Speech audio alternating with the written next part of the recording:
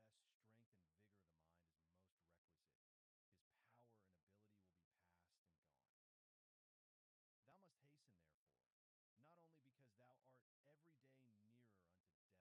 and ability will be past and gone. Thou must hasten, therefore, not only because thou art every day nearer unto death than other, but also because that intellective faculty in thee, whereby thou art enabled to know the true nature of things, and to order all thy actions by that knowledge, doth daily waste and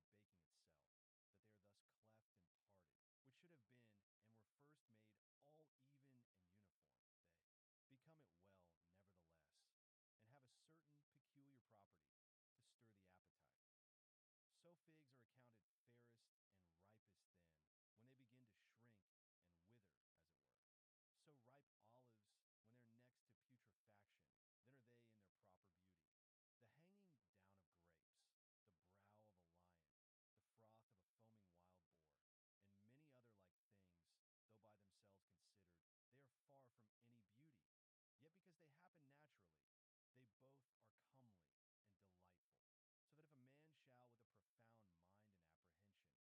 fail thee before thou die. 2. This also thou must observe, that whatsoever it is that naturally doth happen to things natural, hath somewhat in itself that is pleasing and delightful. As a great loaf, when it is baked, some parts of it cleave, as it were, and part asunder, the crust of it rugged and unequal. And yet those parts of it, though in some sort it be against the art and intention of baking itself, that they are thus cleft and parted, which should have been, and were first made all even and uniform, they become it well, nevertheless, and have a certain peculiar property to stir the appetite. So figs are accounted fairest and ripest then, when they begin to shrink and wither, as it were. So ripe olives, when they're next to putrefaction, then are they in their proper beauty. The hanging down of grapes, the brow of a lion, the froth of a foaming wild boar, and many other like things, though by themselves considered, they are far from any beauty. Yet because they happen naturally, they both are comely and delightful. So that if a man shall, with a profound mind and apprehension, consider all things in the world, even among all those things which are but mere accessories and natural appendices, as it were, there will scarce appear anything unto him wherein he will not find matter of pleasure and delight. So will he behold with as much pleasure the true rictus of wild beasts, as those which by skillful painters and other artificers are imitated. So will he be able to perceive the proper ripeness and beauty of old age, whether in man or woman. And whatsoever else it is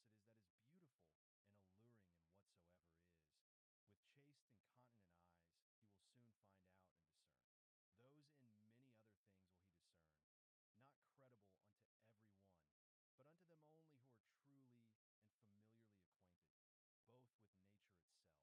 every one, but unto them only who are truly and familiarly acquainted, both with nature itself and all natural things. 3. Hippocrates, having cured many sicknesses, fell sick himself and died. The Chaldeans and astrologians, having foretold the deaths of divers, were afterwards themselves surprised by the fates. Alexander and Pompeius and Caius Caesar, having destroyed so many towns and cut off in the field so many thousands both of horse and foot, yet they themselves at last were fain to part with their own lives. Heraclitus, having written so many natural tracts concerning the last and general conflagration of the world, died afterwards all filled with water within, and all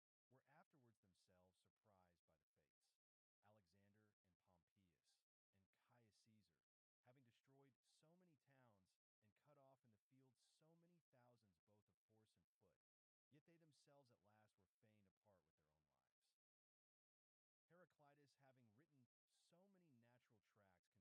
Socrates, another sort of vermin, wicked, ungodly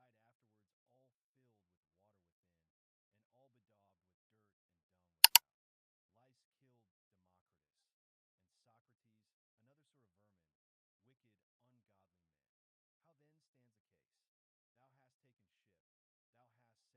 How then stands the case?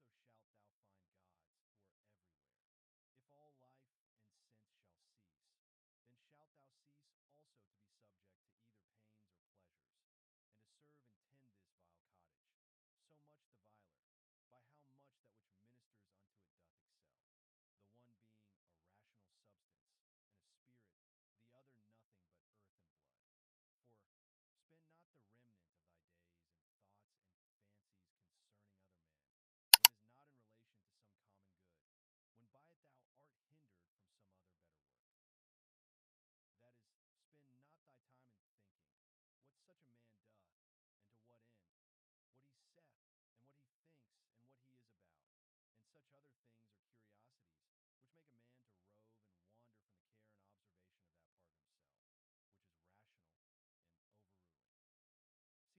impertinent, but especially whatsoever is curious and malicious. And thou must use thyself to think only of such things, of which if a man upon a sudden should ask thee, what it is that thou art now thinking, thou mayest answer this, and that freely and boldly, that so by thy thoughts it may presently appear that in all thee is sincere and peaceable, as becometh one that is made for society, and regards not pleasure,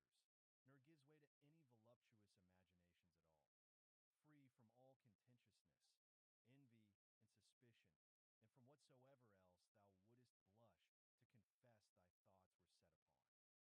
He that is such is he surely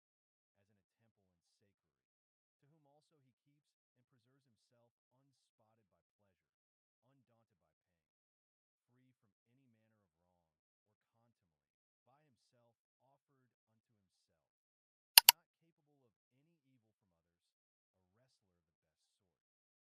on that which is best indeed, a very priest and minister of the gods, well acquainted and in good correspondence with him, especially that is seated and placed within himself,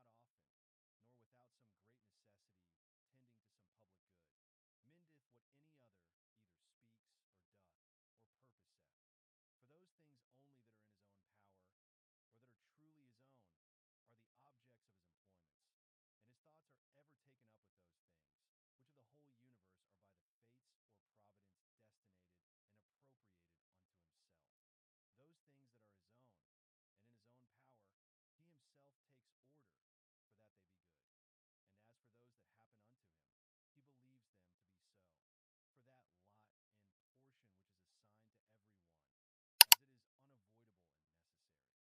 his whole heart whatsoever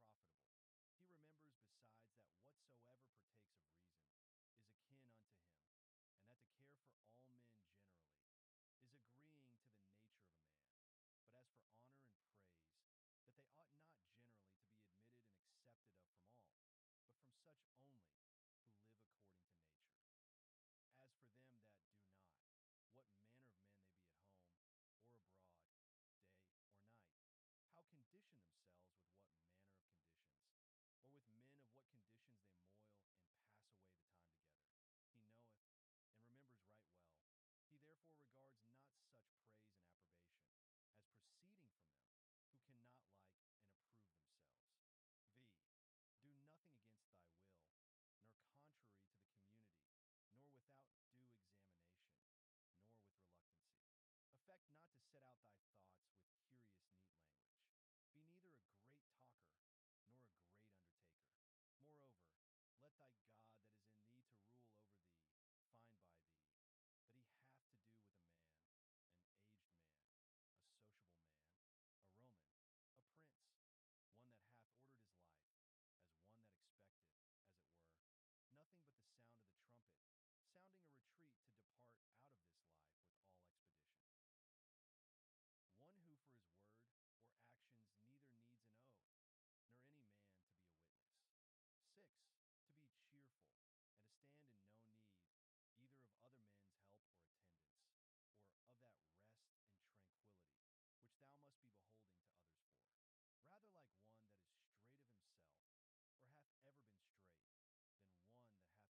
anything in this mortal life better than righteousness, than truth, temperance, fortitude, and in general better than a mind contented both with those things which according to right and reason she doth,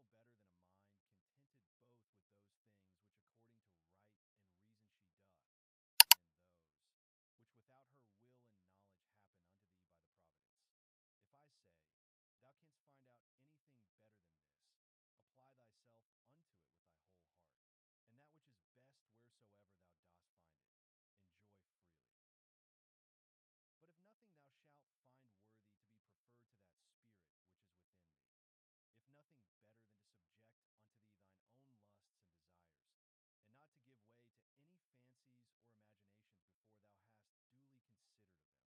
considered of them, nothing better than to withdraw thyself, to use Socrates' words, from all sensuality, and submit thyself unto the gods, and to have care of all men in general. If thou shalt find that all other things in comparison of this are but vile, and of little moment, then give not way to any other thing, which being once though, but affected and inclined unto, it will no more be in thy power without all distraction, as thou oughtest to prefer and to pursue after that good, which is thine own and thy proper good.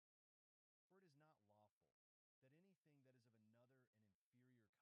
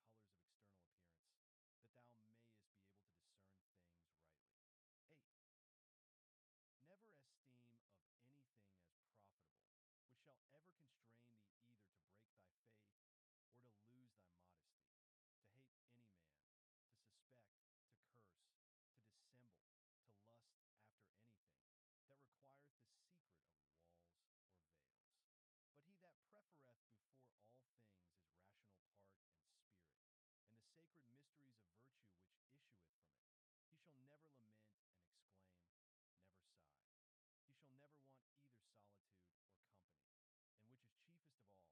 He shall never lament and exclaim, never sigh.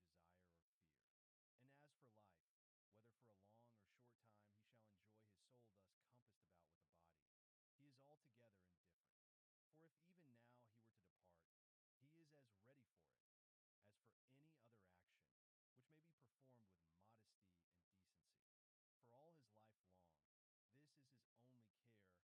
a long or short time he shall enjoy his soul thus compassed about with the body, he is altogether indifferent. For if even now he were to depart, he is as ready for it as for any other action, which may be performed with modesty and decency. For all his life long, this is his only care, that his mind may always be occupied in such intentions and objects as are proper to a rational sociable creature. 9. In the mind that is once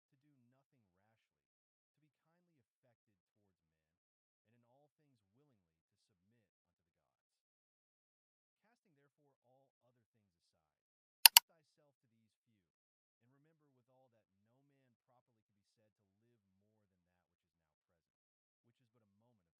affected. No partial tie. No malicious averseness. Nothing obnoxious. Nothing concealed. The life of such an one, death can never surprise as imperfect, as of an actor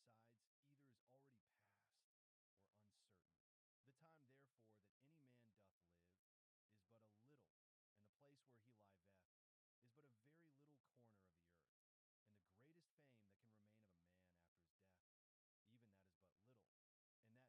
might speak. X. Use thine opinative faculty with all honor and respect, for in her indeed is all. That thy opinion do not beget in thy understanding anything contrary to either nature,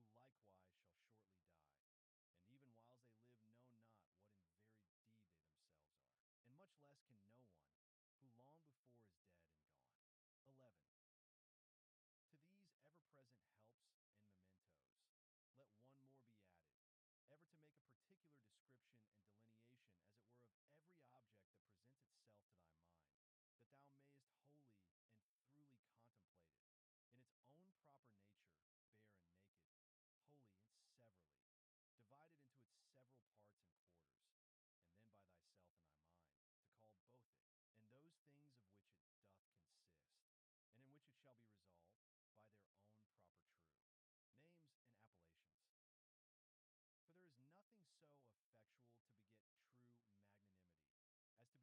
apprehensions. What is the true use of it? And what is the true nature of this universe, to which it is useful? How much in regard of the universe may it be esteemed? How much in regard of man, a citizen of the supreme city, of which all other cities in the world are, as it were, but houses and families? 12. What is this that now my fancy is set upon? Of what things doth it consist? How long can it last? Which of all the virtues is the proper virtue for this present use? As whether meekness, fortitude, truth, faith, sincerity, contentation, or any of the rest. Of everything, therefore, thou must use thyself to say, this immediately comes from God, this by that fatal connection and concatenation of things, or, which almost comes to one, by some coincidental casualty. And as for this,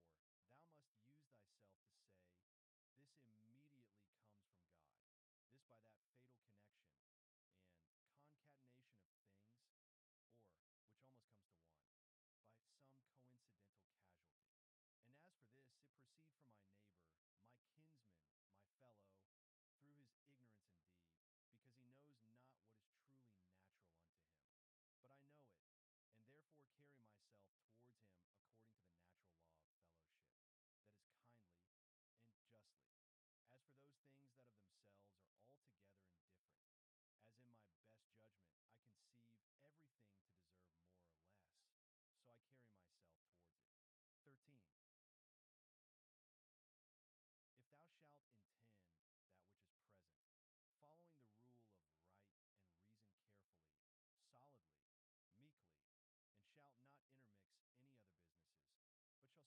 only to preserve thy spirit unpolluted and pure. It shall cleave unto him without either hope or fear of anything. In all things that thou shalt either do or speak, contenting thyself with heroical truth, thou shalt live happily. And from this, there is no man that can hinder thee. 14. As physicians and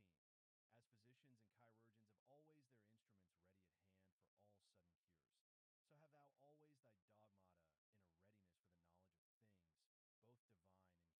all sudden cures, so have thou always thy dogmata in a readiness for the knowledge of things, both divine and human. And whatsoever thou dost, even in the smallest things that thou dost, thou must ever remember that mutual relation and connection that is between these two things divine and things human. I, that inward mistress part of man, if it be in its own true natural temper, is towards all worldly chances and events ever so disposed and affected, that it will easily turn and apply itself to that which may be, and is within its own power to compass, when that cannot be which at first it intended. For it never doth absolutely addict and apply itself to any one object, but whatsoever it is that it doth now intend and prosecute, it doth prosecute it with exception and reservation, so that whatsoever it is that falls out contrary to its first intentions, even that afterwards it makes its proper object. Even as the fire when it prevails upon those things that are in his way, by which things indeed a little fire would have been quenched, but a great fire doth soon turn to its own nature, and so consume whatsoever comes in his way. Yet by those very things it is made greater and greater. 2. Let nothing be done rashly and at random, but all things according to the most exact and perfect rules of art. 3. They seek for themselves private retiring places, as country villages, the seashore, mountains. Yet thou thyself art wont to long much after such places. But all this thou must know proceeds from simplicity in the highest degree. At what time soever thou wilt, it is in thy power to retire into thyself, and to be at rest and free from all businesses. A man cannot any whither retire better than to his own soul, he especially who is beforehand provided of such things within, which whensoever he doth withdraw himself to look in, may presently afford unto him perfect ease and tranquillity. By tranquillity I understand a decent orderly disposition and carriage, free from all confusion and tumultuousness. Afford then thyself this retiring continually, and thereby refresh and renew thyself. Let these precepts be brief and fundamental, which as soon as thou dost call them to mind, may suffice thee to purge thy soul throughly, and to send thee away well pleased with those things whatsoever they be, which now again, after this short withdrawing of thy soul into herself, thou dost return unto. For what is it that thou art offended at? Can it be at the wickedness of men, when thou dost call to mind this conclusion, that all reasonable creatures are made one for another, and that it is part of justice to bear with them, and that it is against their wills that they offend? And how many already, who once likewise prosecuted their enmities, suspected, hated, and fiercely contended, are now long ago stretched out and reduced unto ashes? It is time for thee to make an end. As for those things which among the common chances of the world happen unto thee as thy particular lot and portion, canst thou be displeased with any of them, when thou dost call that our ordinary dilemma to mind, either a Providence or Democritus's atoms?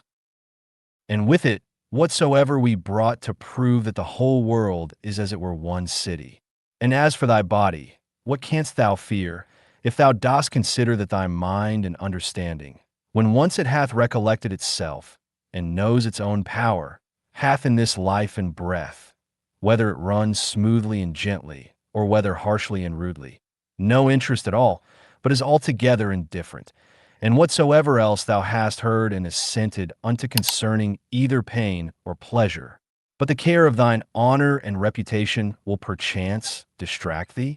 How can that be, if thou dost look back, and consider both how quickly all things that are forgotten, and what an immense chaos of eternity was before and will follow after all things, and the vanity of praise, and the inconstancy and variableness of human judgments and opinions, and the narrowness of the place, wherein it is limited and circumscribed. For the whole earth is but as one point, and of it, this inhabited part of it, is but a very little part.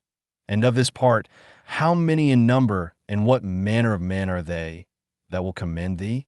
What remains then, but that thou often put in practice this kind of retiring of thyself, to this little part of thyself? And above all things, keep thyself from distraction, and intend not anything vehemently, but be free, and consider all things, as a man whose proper object is virtue, as a man whose true nature is to be kind and sociable, as a citizen, as a mortal creature. Among other things, which to consider, and look into thou must use to withdraw thyself, let those two be among the most obvious and at hand. 1. That the things or objects themselves reach not unto the soul, but stand without still and quiet, and that it is from the opinion only which is within, that all the tumult and all the trouble doth proceed. The next, that all these things which now thou sayest, shall within a very little while be changed, and be no more. And ever call to mind how many changes and alterations in the world thou thyself hast already been an eyewitness of in thy time. This world is mere change, and this life, opinion. For, if to understand and to be reasonable be common unto all men, then is that reason, for which we are termed reasonable, common unto all. If reason is general, then is that reason also, which prescribeth what is to be done and what not, common unto all. If that, then law. If law, then are we fellow citizens. If so, then are we partners in some one commonweal. If so, then the world is as it were a city. For which other commonweal is it that all men can be said to be members of? From this common city it is that understanding, reason, and law is derived unto us. For from whence else?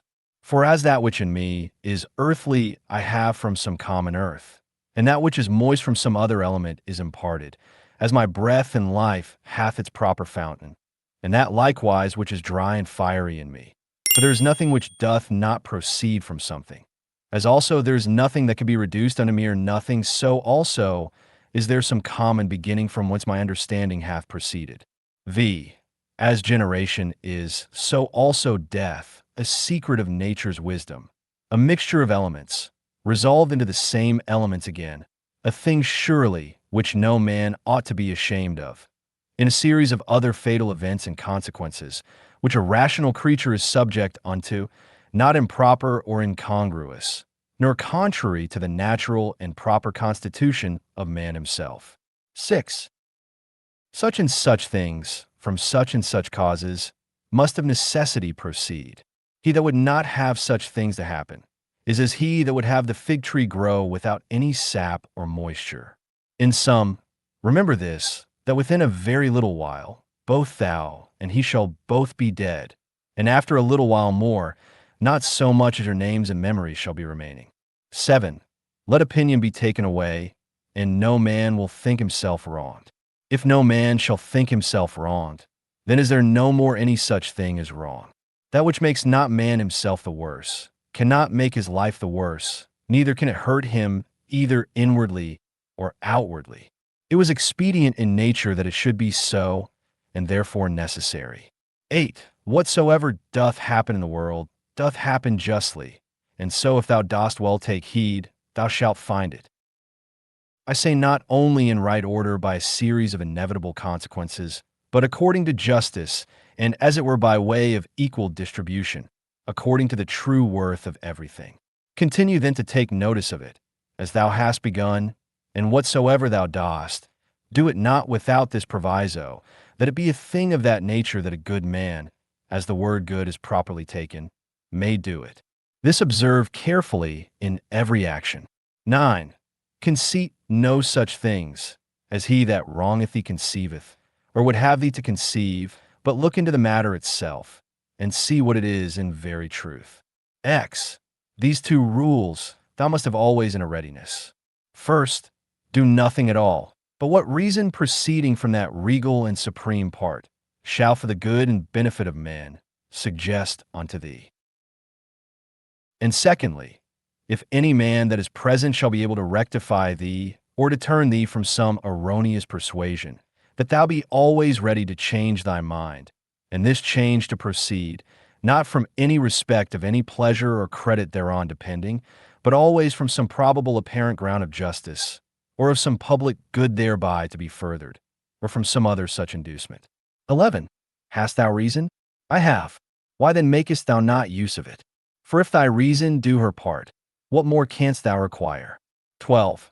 As a part hitherto thou hast had a particular subsistence, and now shalt thou vanish away into the common substance of him, who first begot thee, or rather thou shalt be resumed again into that original rational substance, out of which all others have issued, and are propagated. Many small pieces of frankincense are set upon the same altar. One drops first and is consumed, another after, and it comes all to one. 13. Within 10 days, if so happen, thou shalt be esteemed a god of them, who now, if thou shalt return to the dogmata and to the honoring of reason, will esteem of thee no better than of a mere brute and of an ape. 14. Not as though thou hadst thousands of years to live. Death hangs over thee, whilst yet thou livest, whilst thou mayest be good. 15. Now much time and leisure doth he gain, who is not curious to know what his neighbor hath said, or hath done, or hath attempted, but only what he doth himself, that it may be just and holy, or to express it in agathos words, not to look about upon the evil conditions of others, but to run on straight in the line, without any loose and extravagant agitation. 16.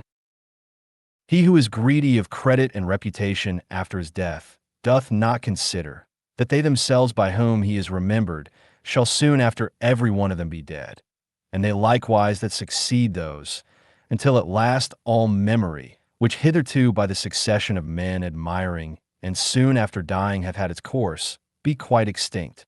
But suppose that both they that shall remember thee, and thy memory with them, should be immortal.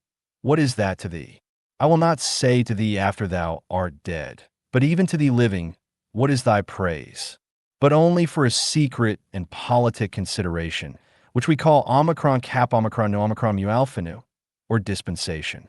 For as for that it is the gift of nature, whatsoever is commended in thee, what might be objected from thence, let that now that we are upon another consideration be omitted as unseasonable. That which is fair and goodly, whatsoever it be, and in what respect soever it be, that it is fair and goodly, it is so of itself, and terminates in itself, not admitting praise as a part or member, that therefore which is praised is not thereby made either better or worse. This I understand even of those things that are commonly called fair and good, as those which are commended either for the matter itself, or for curious workmanship. As for that which is truly good, what can it stand in need of more than either justice or truth, or more than either kindness and modesty? Which of all those either becomes good or fair, because commended, or dispraised suffers any damage? Doth the emerald become worse in itself, or more vile if it be not commended? Doth gold, or ivory, or purple? Is there anything that doth, though never so common, as a knife, a flower, or a tree? 17. If so be that the souls remain after death, say they that will not believe it, how is the air from all eternity able to contain them? How is the earth, say I, ever from that time able to contain the bodies of them that are buried? For as here, the change and resolution of dead bodies into another kind of subsistence, whatsoever be winky face, makes place for other dead bodies. So the souls after death transferred into the air, after they have conversed there a while, are either by way of transmutation, or transfusion, or conflagration, received again into that original rational substance, from which all others do proceed, and so give way to those souls, who before coupled and associated unto bodies, now begin to subsist single. This upon a supposition that the souls after death do for a while subsist single, may be answered. And here, besides the number of bodies, so buried and contained by the earth, we may further consider the number of several beasts, eaten by us men, or by other creatures. For notwithstanding that such a multitude of them is daily consumed, and as it were buried in the bodies of the eaters. Yet is the same place and body able to contain them, by reason of their conversion, partly into blood, partly into air and fire. One of these things is the speculation of truth, to divide things into that which is passive and material, and that which is active and formal. 18. Not to wander out of the way, but upon every motion and desire, to perform that which is just, and ever to be careful to attain to the true natural apprehension of every fancy that presents itself. 19. Whatsoever is expedient unto thee, O world, is expedient unto me. Nothing can either be unseasonable unto me, or out of date, which unto thee is seasonable. Whatsoever thy seasons bear, shall ever by me be esteemed as happy fruit and increase. O nature, from thee are all things, in thee all things subsist, and to thee all tend. Could he say of Athens, thou lovely city of sea crops, and shalt not thou say of the world, thou lovely city of God? XX. They will say commonly, meddle not with many things, if thou wilt live cheerfully. Certainly there is nothing better than for a man to confine himself to necessary actions, to such and so many only, as reason in a creature that knows itself born for society will command and enjoin. This will not only procure that cheerfulness, which from the goodness, but that also, which from the paucity of actions doth usually proceed. For since it is so, that most of those things which we either speak or do are unnecessary, if a man shall cut them off, it must needs follow that he shall thereby gain much leisure and save much trouble. And therefore at every action a man must privately by way of admonition suggest unto himself, what? May not this that now I go about be of a number of unnecessary actions? Neither must he use himself to cut off actions only, but thoughts and imaginations also, that are unnecessary, for so will unnecessary consequent actions the better be prevented and cut off. XXI. Try also how a good man's life, of one who is well pleased with those things whatsoever, which among the common changes and chances of this world fall to his own lot and share, and can live well contented and fully satisfied in the justice of his own proper present action, and in the goodness of his disposition for the future will agree with thee. Thou hast had experience of that other kind of life. Make now trial of this also. Trouble not thyself any more henceforth. Reduce thyself unto perfect simplicity. Doth any man offend? It is against himself that he doth offend. Why should it trouble thee? Hath anything happened unto thee? It is well, whatsoever it be. It is that which of all the common chances of the world from the very beginning in the series of all other things that have, or shall happen, was destinated and appointed unto thee. To comprehend all in a few words, our life is short. We must endeavor to gain the present time with best discretion and justice. Use recreation with sobriety. XXII. Either this world is a kappa sigma mu omicron, or comely peace, because all disposed and governed by certain order, or if it be a mixture, though confused, yet still it is a comely peace. For is it possible that in thee there should be any beauty at all, and that in the whole world there should be nothing but disorder and confusion, and all things in it too, by natural different properties one from another differenced and distinguished, and yet all through diffused, and by natural sympathy, one to another united, as they are? XEI. A black or malign disposition, an effeminate disposition, an hard, inexorable disposition, a wild, inhuman disposition, a sheepish disposition, a childish disposition, a blockish, a false, a scurril, a fraudulent, a tyrannical. What then? If he be a stranger in the world, that knows not the things that are in it, why not be a stranger as well, that wonders at the things that are done in it? Ziv. He is a true fugitive, that flies from reason, by which men are sociable. He blind, who cannot see with the eyes of his understanding. He poor, that stands in need of another, and hath not in himself all things needful for this life.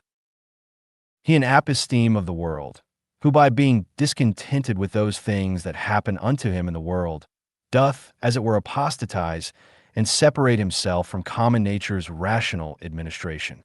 For the same nature it is that brings this unto thee, whatsoever it be, that first brought thee into the world. He raises sedition in the city, who by irrational actions withdraws his own soul from that one and common soul of all rational creatures. XXV. There is who without so much as a coat, and there is who without so much as a book doth put philosophy in practice. I am half naked, neither have I bread to eat, and yet I depart not from reason, saith one. But I say, I want the food of good teaching and instructions, and yet I depart not from reason. 26. What art and profession soever thou hast learned, endeavor to effect it, and comfort thyself in it, and pass the remainder of thy life as one who from his whole heart commits himself and whatsoever belongs unto him, unto the gods. And as for men, carry not thyself either tyrannically or servilely towards any. XXVI. Consider in my mind, for example's sake, the times of Vespasian. Thou shalt see but the same things, some marrying, some bringing up children, some sick, some dying, some fighting, some feasting, some merchandising, some tilling, some flattering, some boasting, some suspecting, some undermining, some wishing to die, some fretting and murmuring at their present estate, some wooing, some hoarding, some seeking after magistracies, and some after kingdoms. And is not that their age quite over and ended? Again, consider now the times of Trajan. There likewise thou sayest the very selfsame things, and that age also is now over and ended. In the like manner consider other periods, both of times and of whole nations, and see how many men, after they had with all their might and main intended and prosecuted some one worldly thing or other, did soon after drop away, and were resolved into the elements. But especially thou must call to mind them, whom thou thyself in thy lifetime hast known much distracted about vain things, in the meantime neglecting to do that, and closely and inseparably, as fully satisfied with it, to adhere unto it, which their own proper constitution did require. And here thou must remember, that thy carriage in every business must be according to the worth and due proportion of it, for so shalt thou not easily be tired out and vexed, if thou shalt not dwell upon small matters longer than is fitting. 28. Those words which once were common and ordinary are now become obscure and obsolete. And so the names of men once commonly known and famous are now become in a manner obscure and obsolete names. Camillus, Piso, Valesius, Leonidas. Not long after, Scipio, Cato, then Augustus, then Adrianus, then Antoninus Pius. All these in a short time will be out of date, and as things of another world, as it were, become fabulous. And this I say of them, who once shined as the wonders of their ages, for as for the rest, no sooner are they expired, than with them all their fame and memory. And what is it then that shall always be remembered? All is vanity. What is it that we must bestow our care and diligence upon?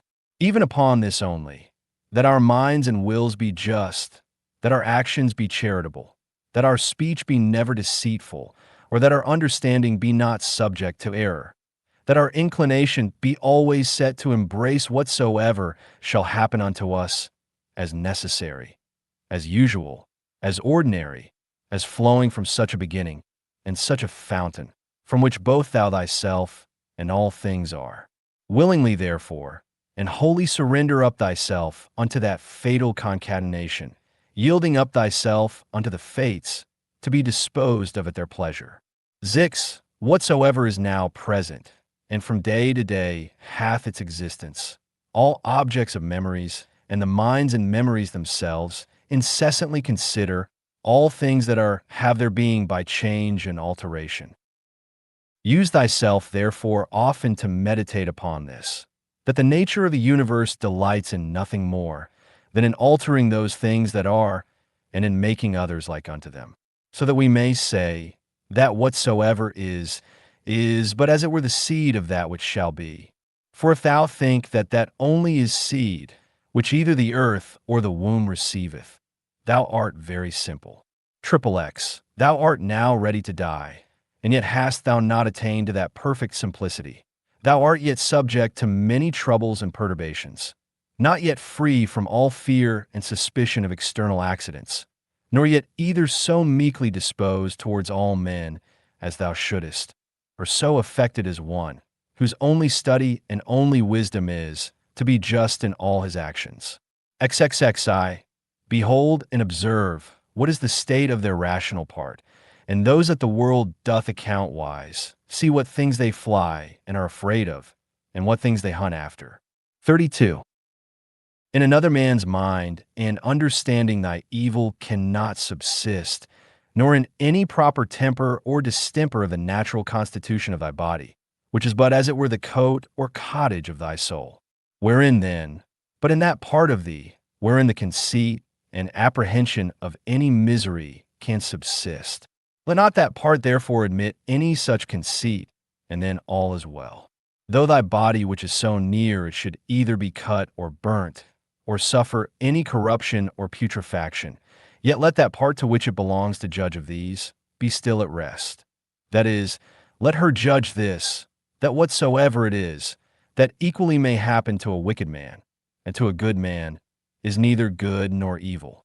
For that which happens equally to him that lives according to nature, and to him that doth not, is neither according to nature, nor against it, and by consequent, neither good nor bad.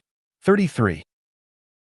Ever consider and think upon the world as being but one living substance, and having but one soul, and how all things in the world are terminated into one sensitive power, and are done by one general motion, as it were, and deliberation of that one soul, and how all things that are concur in the cause of one another's being, and by what manner of connection and concatenation all things happen. XXXIV. What art thou, that better and divine part accepted, but as Epictetus said well, a wretched soul appointed to carry a carcass up and down? XXXV. To suffer change can be no hurt, as no benefit it is by change to attain to being. The age and time of the world is as it were a flood and swift current, consisting of the things that are brought to pass in the world. For as soon as anything hath appeared and is passed away, another succeeds, and that also will presently out of sight. 36. Whatsoever doth happen in the world is, in the course of nature, as usual and ordinary as a rose in the spring and fruit in summer. Of the same nature is sickness and death, slander and lying in wait, and whatsoever else ordinarily doth unto fools use to be occasion either of joy or sorrow. That whatsoever it is that comes after doth always very naturally, and as it were familiarly, follow upon that which was before.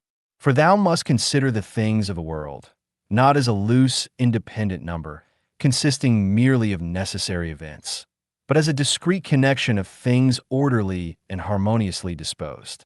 There is then to be seen in the things of the world, not a bare succession, but an admirable correspondence and affinity. XVI. Let that of Heraclitus never be out of thy mind, that the death of earth is water, and the death of water is air, and the death of air is fire, and so on the contrary.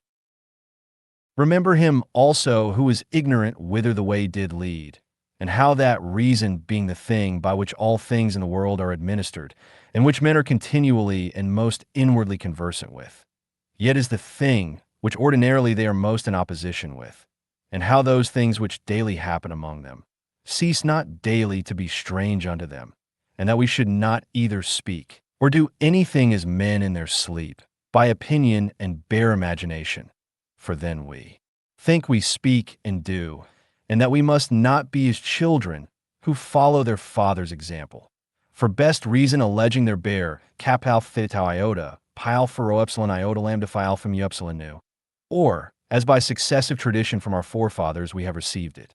38. Even as if any of the gods should tell thee, thou shalt certainly die tomorrow, or next day, thou wouldst not, except thou wert extremely base and pusillanimous, take it for a great benefit, rather to die the next day after than tomorrow, for alas, what is the difference? So, for the same reason, Think it no great matter to die, rather many years after, than the very next day. XXXIX. Let it be thy perpetual meditation.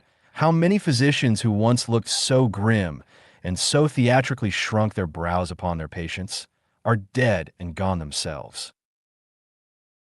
How many astrologers, after that in great ostentation they had foretold the death of some others, how many philosophers after so many elaborate tracts and volumes concerning either mortality or immortality, how many brave captains and commanders, after the death and slaughter of so many, how many kings and tyrants, after they had with such horror and insolency abused their power upon men's lives, as though themselves had been immortal, how many, that I may so speak, whole cities, both men and towns, Hellas, Pompeii, Herculaneum, and others innumerable are dead and gone.